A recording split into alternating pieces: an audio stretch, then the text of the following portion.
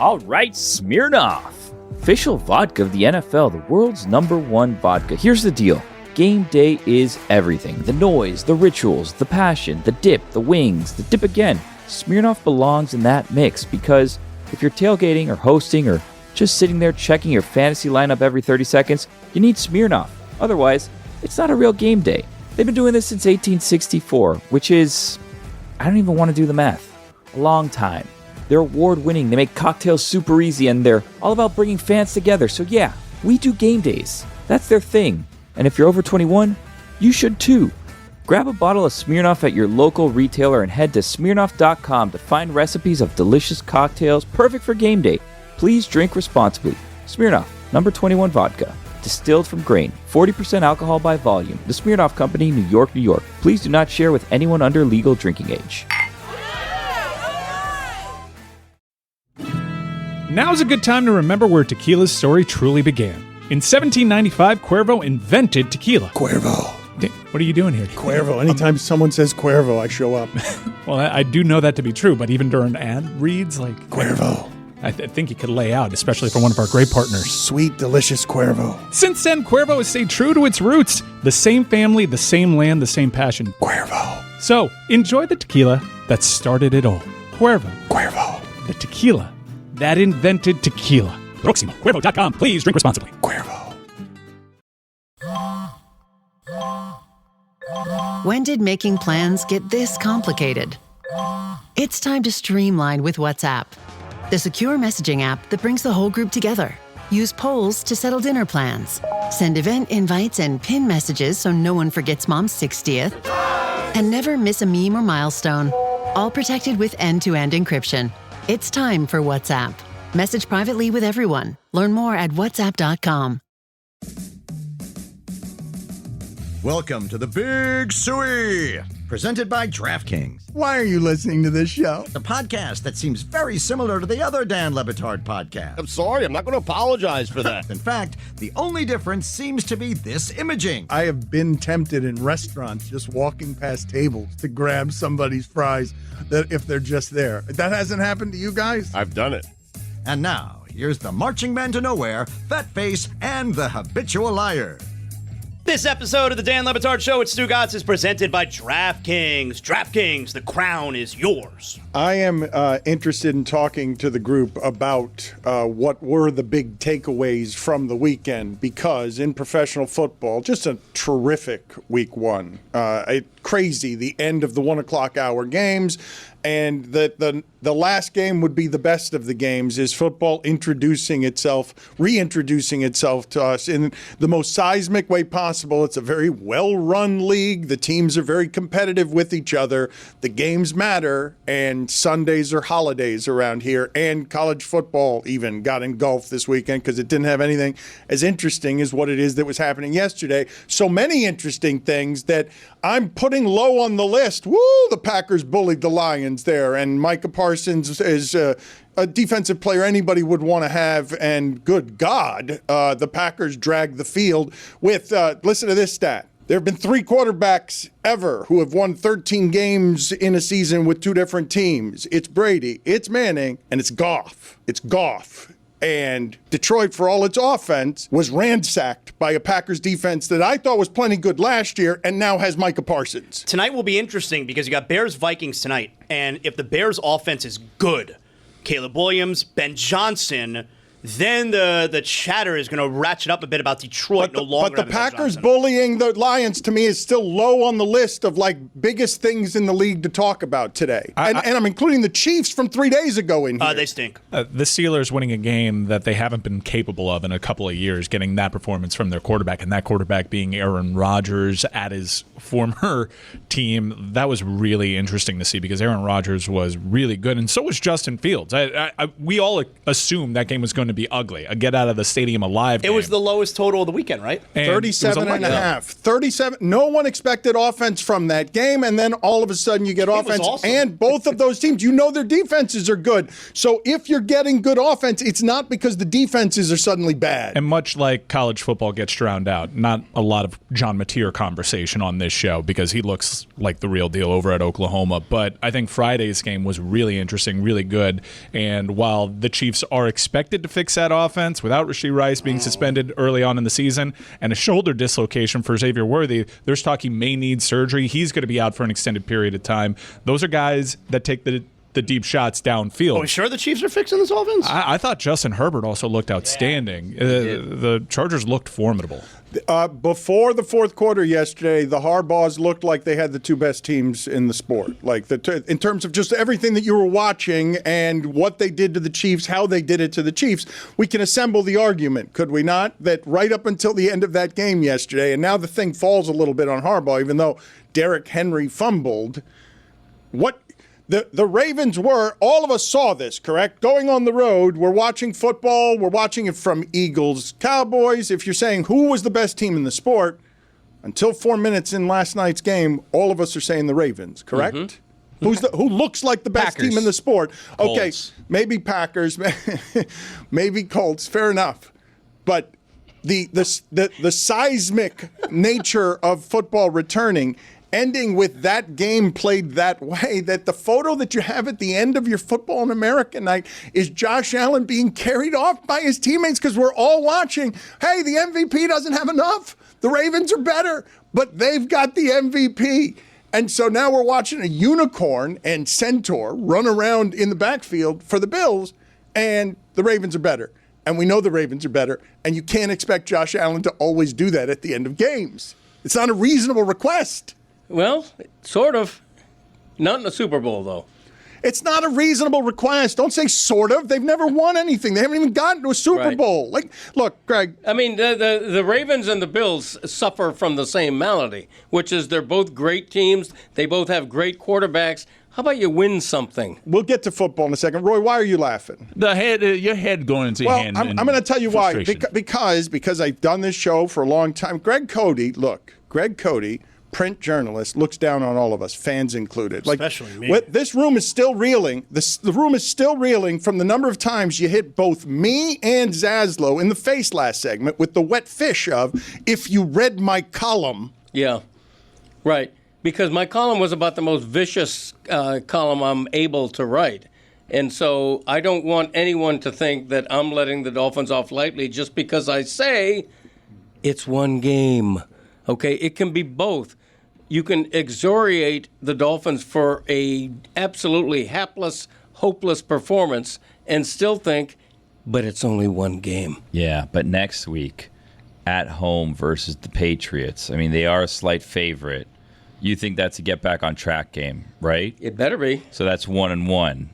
Then you have at the Bills on Thursday night. Yeah, that no seems, chance. Okay, so that's 1-2. Then the new look Jets. No, I'm not going to let you Justin do this, Fields. Billy. I'm not going to let you sneak one of these in. Justin Fields. Okay, all right. I'm just trying to figure out.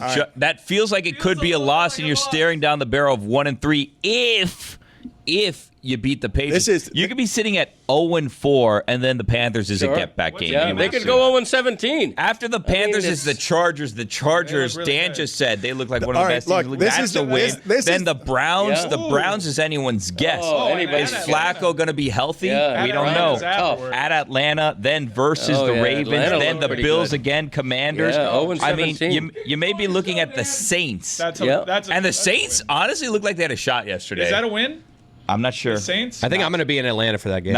Really? Why? Oh, wow. Stop the presses. Wow. Chris is going to Atlanta for that game. Oh, shit. If you want to see Chris, he might be there. The Dolphins, Falcons. Well, you were talking about the Saints. Yeah. This is the easiest part of the Dolphins' schedule. It was supposed Didn't you to be. say 7-1, Dad? What'd you say? Yes. No, what I said was Yeah. the first 8 games. All right, gave I'm me not doing this optimism. anymore. Get the Dolphins stink out of here. Look, I was mad. I was mad yesterday at that Jags-Carolina game and the weather because all of a sudden that scent is lingering into my 4 o'clock games. Get out of here with that game. Jags-Panthers, please, end at 4 o'clock. Don't stay around. Don't be third quarter in the middle of my 4 o'clock games. Enough with your... What was that? Was it like a weather delay or something? Yes, weather delay. One of a couple of weather delays. Screwing up my YouTube TV. It's like I had a nice 4-game plan here. 2 things, though, locally that we did not get to that I did want to get to. One, Cam Ward's debut. He made a couple of the throws that you want made. And now after the game, there's being talked about, well, Calvin Ridley, he doesn't have to put that much zip on it. He has to put less zip on the football, but Cam Ward made a couple of the throws that could have kept the Titans a little closer than the 8-point result looked like, because the Titans were in that game, and Cam Ward looking competent in the first game out. I don't want people to take for granted a guy coming out in his first game just because we've got used to like fast-forwarded learning curves on quarterbacks, and on the road at Denver with the team that everyone was talking about, Sean Payton and Bo Nix. They turned the ball over a ton and still won by 8 points. Like, they turned the ball over. But Cam Ward's competence was encouraging if you're from Miami. Yeah, and that was a prism. And it took me by surprise. I knew I was going to be pro Cam Ward, but I was on the edge of my seat this entire game, demanding players make a play for him. Look, it wasn't perfect by Cam Ward. Look, they didn't score touchdowns. He wasn't throwing the ball and completing it down the field. Receivers got to make some plays for the guy, too. I do think that, especially on those seam routes, some touch could have been there. And the loopty shit that you got away with the best offensive line in college football last year, it's not going to be the same. But I would say that most people entering this season would have told you Denver's best defense in the league. That is historically a really difficult place to play opening week at Mile High, especially when they have a defense like this. He was Tennessee's best player on offense. They got issues along that offensive line. He's got to help them out a little bit more. His receivers have to help him out a little bit more. But I thought that was very encouraging. I think he's going to be just fine. But that's a low. I don't want to be the guy criticizing everything. But that's Except the Dolphins. Okay, Yeah. but when That's where you draw the line. When we say Cam Ward had a great game, it's based on low expectations, based on how good Denver's defense is. For the record, no one said Cam Ward had a great game. They scored 0 touchdowns. Just competent. Okay, he was 12 for 28. He averaged 4 yards. How many drops? A lot of drops. A lot of drops and a lot of plays just not made. And especially on that last drive, like, everybody was keeping an eye, like, can Cam do this? Can Cameron do this with no timeouts? He had the ball way too many times on the opposing end to knock him away with points. He took those loopty sacks. Right. He's got to clean that up, and he will learn to clean it up. But I was encouraged by it. On 3rd and 10, driving on enemy territory with a one-possession game, he made the throw you need to throw to Calvin Ridley, and Calvin Ridley was pretty good at catching footballs. It had too much on it for Calvin Ridley. And it's a fair complaint if you watched any part of that game. 2 things became obvious. One of the things that Mike's talking about, the loop-de-loop in the backfield, that's not going to happen anymore. So you either learn very quickly to move up and shoot up through the center of your pocket and use your athleticism, or you don't. I think he'll learn it. It's one game. It's one game on the road under difficult circumstances. His team's not very good. That defense, everyone expects something from, and it has the Defensive Player of the Year. He didn't make the kind of mistakes that cost you the game, and at the end of the game, he made the throw to Calvin Ridley that you have Calvin Ridley in order to make that catch at this point in his career. I would say he did make some mistakes there that didn't help Tennessee win that game, but he was the best player that they had over there. Talking point from this game, if I may, who would you rather have going forward, Bo Nix or Cam Ward? Wow. Either of them. Well, the thing that happens with that, though, is that people are pairing now Bo Nix and Sean Payton as if that's a magical sprinkle juice that you can throw on something and it'll be better than all of the other teams. I don't believe that, but people are believing that because they saw a pretty quick jump, or what they think was a quick jump, from Denver last year. Again, that game somehow, to me, low on the list of games from yesterday. Can we, for just a moment, examine how the evening ended, okay? Because it's an insanity for the Ravens, a team we all know to be good and one of the best franchises for the last 15 years, to again have a 90% win probability, up 15 all game, and obvious to the eye, better than any team in the sport that you've watched for the last 3 days. This episode is supported by FX's The Lowdown, starring Ethan Hawke. Allow us to introduce you to Lee Raybon, a quirky journalist / rare bookstore owner / unofficial truth seeker, who's always on the tail of his latest conspiracy. This time, his most recent expose puts him head to head with a powerful family that rules Tulsa, meaning only one thing: he must be onto something big. FX's The Lowdown premieres September 23rd on FX. Stream on Hulu. What does Zyn give you? Not just smoke-free nicotine satisfaction, but real freedom. Freedom to do what you love and choose your rewards. With Zyn Rewards, you can redeem points for premium tech, outdoor gear, and gift cards to your favorite retailers. Find your Zyn and keep finding rewards that fit your lifestyle at zyn.com/rewards. Warning, this product contains nicotine. Nicotine is an addictive chemical.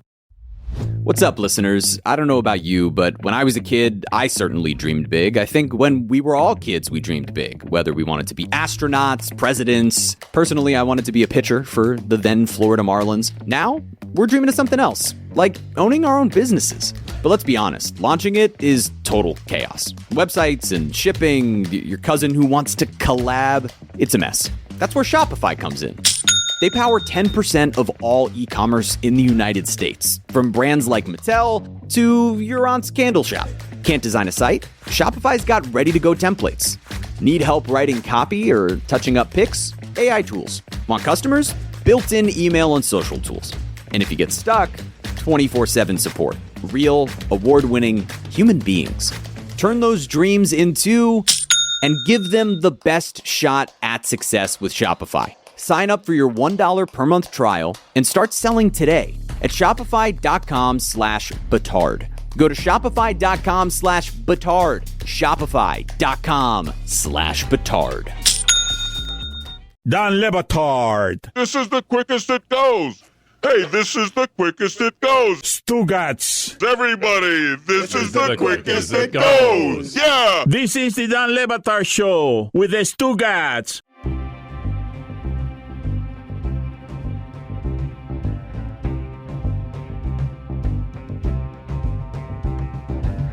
Dan, I have a question. What is sprinkle juice? Yeah, that's good an odd question. one. That is a good question. The hell is sprinkle juice? Yeah. Sounds good. Are you like watering? Is this you watering got, something? You got like liquid on your hands. You just like it's either juice or sprinkling. Or You can't magic be both. dust. Are they Looks sprinkles looks on ice magic cream? dust. Is it a liquid? It's magical the way Andrew Luck is magical riding his bicycle through your future. It's Great diversionary tactic. Yes, it's magical. Show me again. It's magical sprinkle juice. The insanity of yesterday. You guys would agree to have it punctuated that way.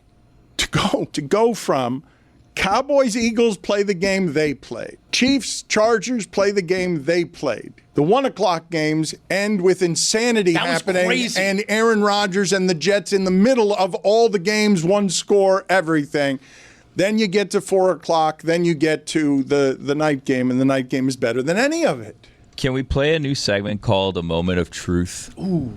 All right, so this is how a moment of truth works. So we come on here, and obviously we're experts on every sport because we watch every game of every sport. So we know everything about every sport, every game of every sport, because that's what our profession is. So we come on and we talk about every game of every sport because we watch every That's what game. being an expert's about. Exactly, every game of every sport. We have nothing else going on in our lives but to watch every second of every game of every sport, college included, which is a tall task on Saturdays because there's a lot of college games.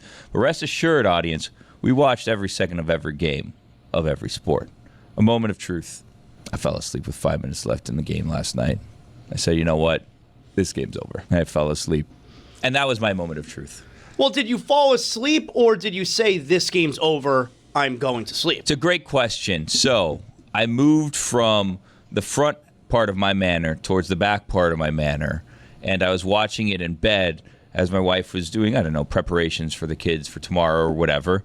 And I turned it on and I was laying down and I was watching, but I will, moment of truth, I was dozing a bit. I was dozing. I think it's fair, Billy. I think you're allowed to be tired as a father from all the football. I was dozing. So then my wife came in and then I said, is this a battle worth having, keeping the television on, knowing I'm probably going to fall asleep, or do I turn it off? And at that point, glasses had come off. Oh, no. Glasses were off, so I was doing a lot of listening, and then I was seeing a lot of blurry colors running back and forth into each other, around each other, what have you. But it was blurry, and I was just listening. Took off the glasses, put them on the nightstand in the manor, and my wife said, "Are you still?" I was like, "I'm watching." And she said, "Are you sure?" I said, "No, this one's over." And I turned it off, and then I turned over. Man. And that was my moment of truth. I have 2 moments of truth. Oh, you got one. Yeah, I got Yes, 2. side I'm sleeper, sorry. yeah. Number 1, I didn't watch a single second of Cam Ward on Sunday. so. Number 2, I did the exact same thing as Billy. There's 4.5 minutes left. God. It's a 40-25 lead. I even remember thinking to myself, the Bills would have to score 2 touchdowns and 2 extra points, whatever, and just no way. 2-point conversion. They missed a 2-point conversion prior, and I was like, now this is too much. And then so I trusted the Ravens. I like this segment, a moment of truth, like where it is that you didn't have enough to see everything that you're talking about, so you're blustering your way through it. This is where Stugotz's disagreements with Wilbon begin and end. Like, I think Stugotz has more right than wrong in him on the Wilbon feud when he says Wilbon pretends like he's seen all the games because he talks as if he's seen all the games. Anyone that's heard Mike Wilbon talk college football knows this. Moment of truth for me. I did doze off, but I saw the comeback. I saw the big play. But I did learn this morning that Derrick Henry fumbled because I was asleep there at that point. I mean, I saw the end of the game. I saw it this morning. I was like, crap, how did this happen? Now I need to go back and watch this. And so I had to go back and watch it. I think it's reasonable. I think it's reasonable. Put it on the poll. Truth. You fell asleep and called the game over last night with 5 minutes left. Yes or no?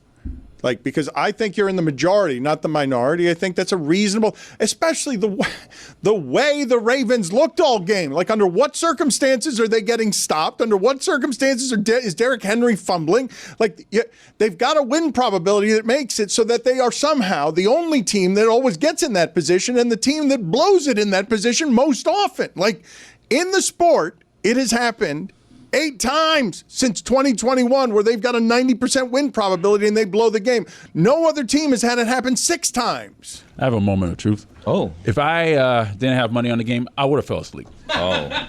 Gambling.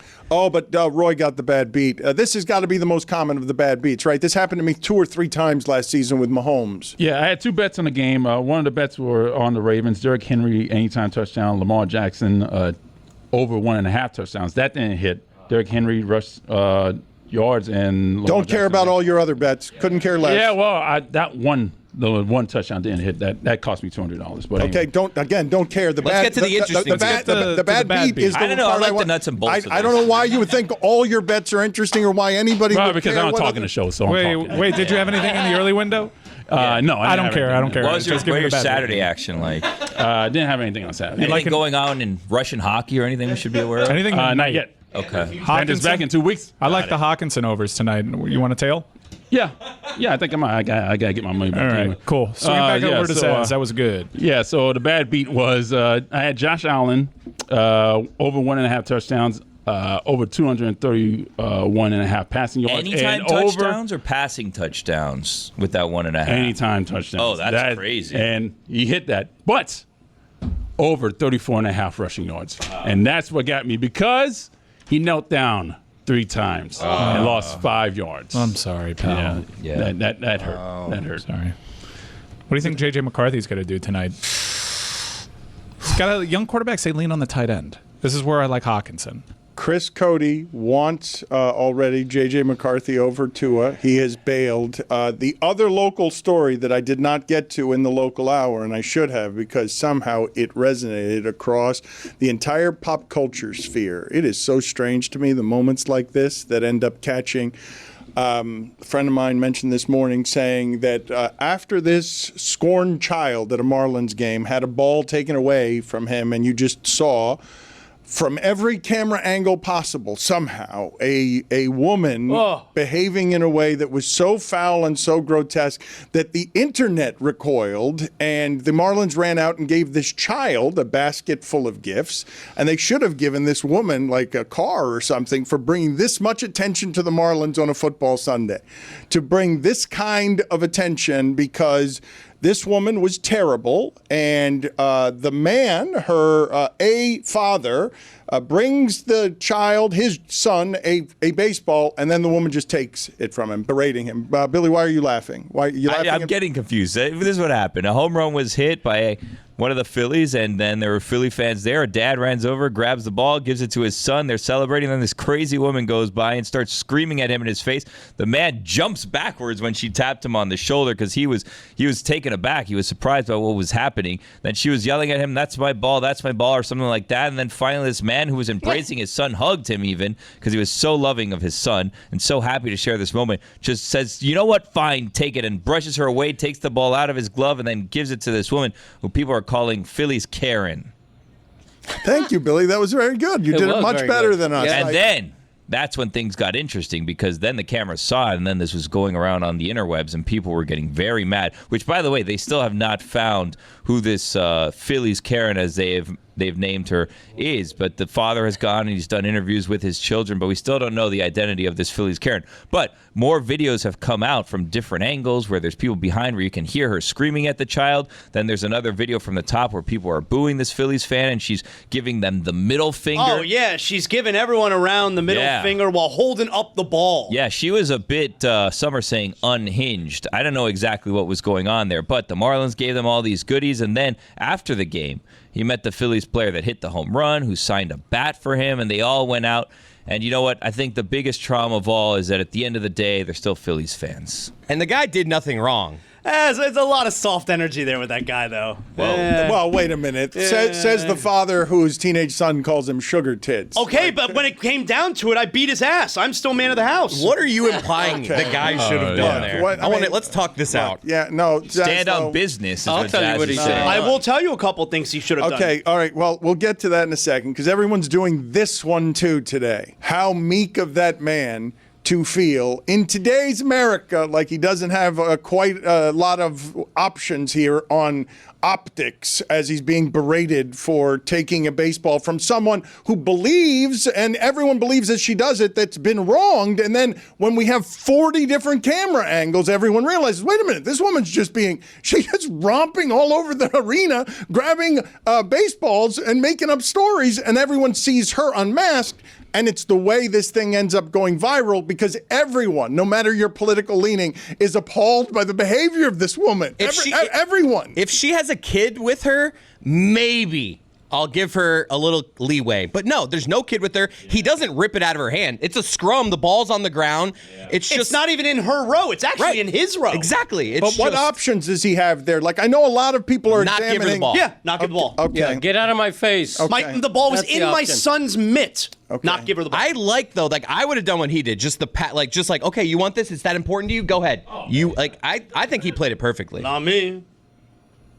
She tried to grab him. What are you going to do, Zaslow? That's assault. You're just it's not about what I'm going to do. It's what I'm not going to do. And that's take the ball out of my son's mitt and give it to her. That's definitely what I'm not doing. Okay. And Greg Cody is for sure not giving up the ball. Hell no. That's for sure. She was not entitled to the ball based on what I saw. Look, the way that I'm looking at that, and forgive me, She seemed plenty entitled. I don't have kids, okay, but I'm looking at a father in the middle of that who is embarrassed that he's in the middle of a scene that was just lovely for him a second ago because he was bringing his child a ball, and now he's in the middle of being yelled at by somebody. And while all of you, I get it, in retrospect, oh, he looked meek, or oh, come on, buck up. I understand how he might want that whole commotion to get away from his son because already what was a beautiful moment has been ruined. And now also we're going to emasculate him today because, hey, Dad, we would have done it better. We would have never given him the ball. Okay, I get it. I understand how it is. All of us would arrive at armchair quarterbacking, even that one. Dolphins played fine, but that guy should have done it differently. But that woman, everyone is pouncing on her because everyone sees, oh, you put Dad in a bad spot and you ruined that kid's feel good. And you didn't have a kid with you. The balls are for the kids. Yeah. It's just like if there's a rule at baseball, you give a ball to the kid. I was thinking to myself, or after the game, or after that happened, that woman right there, I mean, she looks like she's probably like in her 50s, so she probably has a son or a daughter for that matter. And that son or daughter is seeing these replays. Someone like, oh my God. But what Mom, kind? Look, I don't know what if. Look, again, I'm not a parent, but what do you want to show your child in that moment? And today, that child wins, correct? Totally. That kid wins. I don't know if you want any of this kind of attention around any of it, right? Like, because about any of you, I don't think if you're dad, if you're her, or if you're the kid, you actually want the attention that ends up coming from this. You might want the gifts, but I don't know about how you guys feel about it, but this incessant sort of energy of people need to argue about everything on the internet, and then things on the internet becoming real to a woman like this who's now going to be shamed pretty provocatively by people who are mean, right, who will come at her for their variety of reasons, that just turns all of this into an avatar where sports spills into, politics. But you know what? With the woman, it wasn't even, yes, she is being shamed, and it's going to continue being shamed for her, but it wasn't even like she reacted poorly in a moment, in an instance. It was so much carrying on. Like, it was the whole yelling to get the ball, and then it was all the interactions afterward. Like, it was a whole thing with this woman. It wasn't even just like in a split second I behaved poorly. I think it's pretty easy to determine what the guy should have done. If I'm in the middle of that scrum going for the ball, if, as the guy who walked away with the ball, if I realize, you know what, she had the ball and I took it out of her hand, then I'm probably going to give it back. Yeah. If I have every bit as much entitlement to that ball, if not more, as she does, I'm going to turn around on her and say, get out of my face. You did not get that ball. I got that ball. You know what nobody tells you about being a new dad? It's not just the diapers and the wipes, that's obvious. It's the hidden stuff, the baby swing after we already purchased the other baby swing, the bouncer, the pack and play, the 20 different bottles, because apparently my kid hates every single one, except the most expensive one, which is the glass, by the way. Don't get me started on late food delivery orders with my wife, and me too tired to even look or cook or think about food. I'm staring at my bank account like, where did it all go? That's where Monarch Money comes in. It's like a financial tool belt for everyone, not just dads. You link all your accounts, your credit cards, investments, even the old stuff from jobs you forgot about, and it lays out in a way that even a sleep-deprived parent like me can actually understand. Normally, money talks are stressful, but with Monarch, we can track everything together, set goals, and actually feel like we're on the same team. Less stress, more clarity, and finally, a plan for our daughter's future. Don't let financial opportunities slip through the cracks. Use code DAN at monarchmoney.com in your browser for half off your first year. That's 50% off your first year at monarchmoney.com with code DAN. This episode is brought to you by State Farm. Insurance may all seem the same on the surface, but having insurance isn't the same as having State Farm. It's like getting a speech from your third cousin's +1 at your wedding when you needed a speech from your best man. You wouldn't settle for just any speech, so don't settle for just any insurance. When it comes to getting the help you need, State Farm is the real deal. Like a good neighbor, State Farm is there. As a scientist, I can tell you that Sundays are only 24 hours long. But with NFL Sunday Ticket and YouTube TV, you get every game every Sunday all in one place. That's upwards of 30 hours of NFL in one day. How can there be 30 hours in 24 hours, you ask? I have a theory. Magic. New users get NFL Sunday Ticket for 8 payments of $34.50 per month. Sign up at NFLSundayTicket.com. Local and national games on YouTube TV. NFL Sunday Ticket for out-of-market games excludes digital-only games and commercial use. Terms and embargoes apply. Availability varies. Don Le Batard. Ahoy is Captain Slappy. Stugotz. Is this Chum Bucket? This is the Don Le Batard Show with the Stugotz.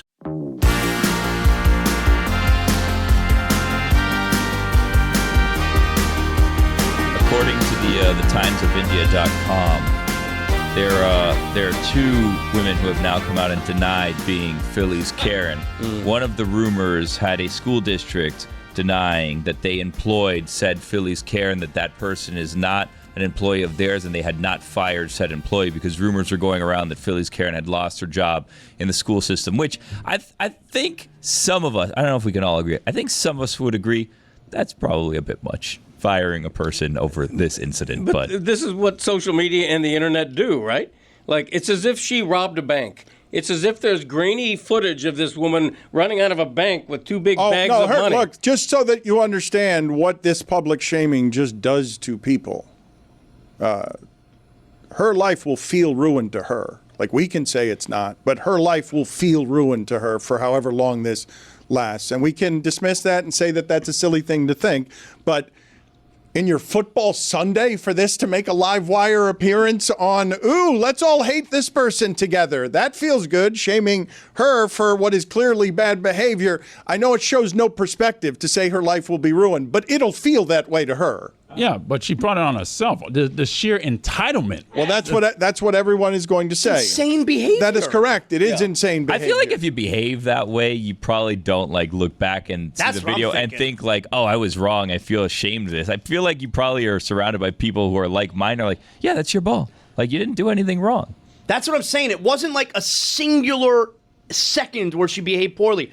It was so much carrying on. I don't think this woman looks back at it and says, wow, I regret this. You do see sometimes where there are fights over balls and stuff like that, where then the peer pressure around you is like the guy, for instance, just gave her the ball because maybe I was wrong, I'll give her the ball, right? Where fans are booing whatever, then the person's you know what, you're right, and they go and they give the ball back. But this person then went and was giving people the middle finger, was egging on the crowd. So, clearly she did not think she was in the wrong at all. I don't want to go too much further today. Forgive me for this, because I'm sure we will be enveloped throughout the show, all football things. You're thinking Dolphins at Jets, December 7th. We didn't get to that. Yeah, we haven't quite gotten to that. That one might be a trap game. After that's at Steelers, so it could be a look-ahead trap game. And then the Bengals. Hosting the Bengals in December. Whew. This might be the softer part of their schedule. Mm. Saints, Jets, Steelers, Bengals. Bengals looked, gettable yesterday. Joe Burrow against those cornerbacks. Is that 1-3? You mentioned the Bengals. I don't know on the list of goats. How do we spell? Can anyone here spell the name of the Browns kicker? It's got a Y, a Z, and a K in it, and one vowel, and I don't know how to say it or spell it. Missed it. I don't think that's correct. I don't know. Can any of you spell it? Because if SMYZT. Put it on the poll at Le Batard Show. Would any jury convict today Myles Garrett, who almost had 3 sacks on 3 straight plays and a safety on one of them, if he missed it? With his bare hands, just with his bare hands. If he just, I'm not saying that it ends in death. I'm just saying that if we had video today of Myles Garrett choking his kicker by the throat, and again, no harm done, it's just bad optics, all of us would say yes, of course, we understand. Everybody understands. Put that off to the side. Put Bengals in another slow start, and Browns off to the side, because also this weekend, something that I thought bears noting. In tennis, okay, and I think Greg Cody, we were both there in Key Biscayne when it was announced to sort of everyone that a 21-year-old Djokovic was going to be somebody who challenged Federer and Nadal, and he had not won majors yet then, but it was just clear to everyone in the sport, not that he would be this, because no one could have imagined him being 24 Grand Slams. No one could have imagined that, but would top Federer and Nadal. I don't want the football weekend to blow out the fact that after losing at the U.S. Open, after 17 years of dominance, he just said, yeah, in 5 sets, I can't beat those 2 guys. Mm-hmm. They are now too good. You do not hear somebody at his level of greatness just bow down and say, no, they're better now. It's obvious when you're still out there expecting him sometimes to win, but it's also obvious the young guys are going to have more stamina 5 sets than someone who's that age. He's going to age the way a tennis player must, not the way Aaron Rodgers all of a sudden did on Sunday. Even in the Big 3 era, though, when you had Federer, Djokovic, Nadal doing their thing, you had Wawrinka be feisty. You had Andy Murray come out for a brief moment in time. It was a Big 4. I'm watching the last few slams, and I'm like, man, I miss having a third guy in the mix, because there is a wide gulf in the ATP ranks right now. Those 2 guys are really, really good. And when the third guy is Djokovic at the end of his career, you don't really have a third guy at this point. You guys are with me, though. That level of greatness never says that out loud when it's still the third best player in the world. Yeah, I thought it was refreshing. I really did. I give Djokovic credit for doing that. Federer retired. Nadal is fading fast. Djokovic is the last of the big 3. Nadal's done. Nadal's retired. Yeah, okay. Isn't he still playing? No, he's famously retired. Okay, so Djokovic. Why you gotta say it like that? Is the last man standing. Because of how stubborn Greg is. He's not going to concede the point. He's just not going to concede the point. If I'm wrong, I'm wrong. But stubbornly and not immediately. If you're wrong, you're wrong. Right. Stubbornly and not immediately. We had a bunch of emotional goodbyes to him. Okay. There were a lot of emotional goodbyes. Yeah, you may be right. I may be crazy. Yeah, I'm not saying. For me, the story is not so much the ATP ranks, because ATP is there've always been like a consistent. There's always been a consistent final in the ATP for the last 25 years. On the WTA side, Serena spoiled us and kind of ruined that sport, because you see a lot of challengers come and go at that sport. And for Sabalenka to have an extended period of run here where she's taking the slams, making the finals, while Coco is still inconsistent at this part in the career, I thought Sabalenka's consistency is the story, and also Osaka's dream comeback falling just short. But the WTA was more interesting than the ATP side, and honestly, pretty disappointing tournament on the whole. Not a lot of shock results in that tournament. It was kind of a bummer. You say not a lot of shock results. I'm telling you, though, that I know it's a small morsel, but it was shocking to me. I mean, Federer and Nadal never ceded the space to him that way, vocally just saying, these guys are now better than me. My time is done. Like, I'm not used to that level of greatness conceding. They never know. They always think they're going to come back. For him to say after 17 years of whatever that's done to his body, where he runs off, again, go read about Nadal's foot problems. He's going to be walking with pain for the rest of his life because he finished third among these two. I don't know what Federer's body's going to feel like, because he's a robot who never showed you any emotion. But even at the end, he wasn't saying Djokovic is going to take my shit. No, but he kind of sunset his career. He skipped a lot of tournaments, and he wasn't really up for the fight once Djokovic finally hit his form, in part because Djokovic hit his form. Happy birthday today to one of the best doing it in football. I can't wait to see what it is that she has to say about yesterday's results. Happy birthday to Mina Kimes. Happy birthday to her. I don't care. Good luck. Let's talk for a second about Steelers-Jets and the ending of that game. And Jalen Ramsey as part of Win Now Steelers, signaling to all in that game, in that stadium, to the Jets, here's what the quarterback looks like when he's a part of a good organization. And we all know what he looked like when he was a part of a bad organization. All of a sudden today, and this is some kind of weird miracle that we're talking about Josh Allen, instead of the 4-time MVP of the league, looked like somebody who can win a game on the road against the Jets in a way that he did not look like last season when the Jets had him throwing the ball 9 yards at a time. I have to be gas bag of the week in thinking that the Steelers were going to play football like Ben Roethlisberger played at the end. It's all 7-yard slants from here. And you can do that with DK Metcalf. But DK Metcalf will also get you 4 catches for 80 yards. And the Jets didn't have a whole lot of that, even with Garrett Wilson last year. To have the Jets lose that way, where the Win Now Steelers of we're an organization run right, give you Jalen Ramsey at the end taking out your best player. Garrett Wilson's the one you gave all the money at the end of that game. He loses it at the end because they asked him to make a play, and Jalen Ramsey took it from him. That's what Jalen Ramsey is. That's why he's there. And he won the game at the end.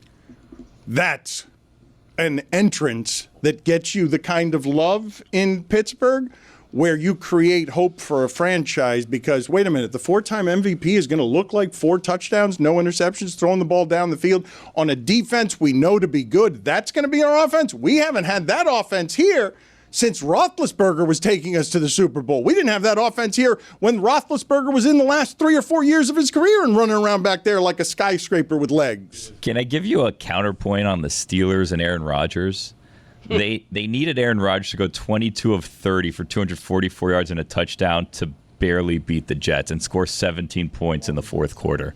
Like, that's... Oh, he had 4 touchdowns. Yeah, 4 touchdowns. They had to score 17 points in the fourth quarter just to beat the Jets. Like, he's not going to do that every week. It's the Jets. I know, but he did it on the road against a defense we think is good. Defense. And he was feeling himself after the game. You spoke about the meeting with Aaron Glenn on McAfee a few months ago. Beating him, is there significance in that, since he basically told you to your face that he didn't think you were right for that team? Yes, that's what he did. So there's significance in beating him for you? I was happy to beat everybody associated with the Jets. He didn't have a game that looked like that all of last year. It was the lowest total on the board. People were expecting under 37.5, and it wasn't, and he did it to a good defense, and he did it playing offense that was not constipated. You don't have a lot more that could have felt better than that if you're a Steelers fan. It's exactly what they wanted this offseason, to get Mike Tomlin, to get people away from him, because they can win a game like that in the playoffs. They can outshoot you even if you have a good defense. Now's a good time to remember where tequila's story truly began. In 1795, Cuervo invented tequila. Cuervo. What are you doing here? Cuervo. Anytime someone says Cuervo, I show up. Well, I do know that to be true, but even during ad reads, like... Cuervo. I think you could lay out, especially for one of our great partners. Sweet, delicious Cuervo. Since then, Cuervo has stayed true to its roots. The same family, the same land, the same passion. Cuervo. So, enjoy the tequila that started it all. Cuervo. Cuervo. The tequila that invented tequila. Proximo. Cuervo.com. Please drink responsibly. Cuervo.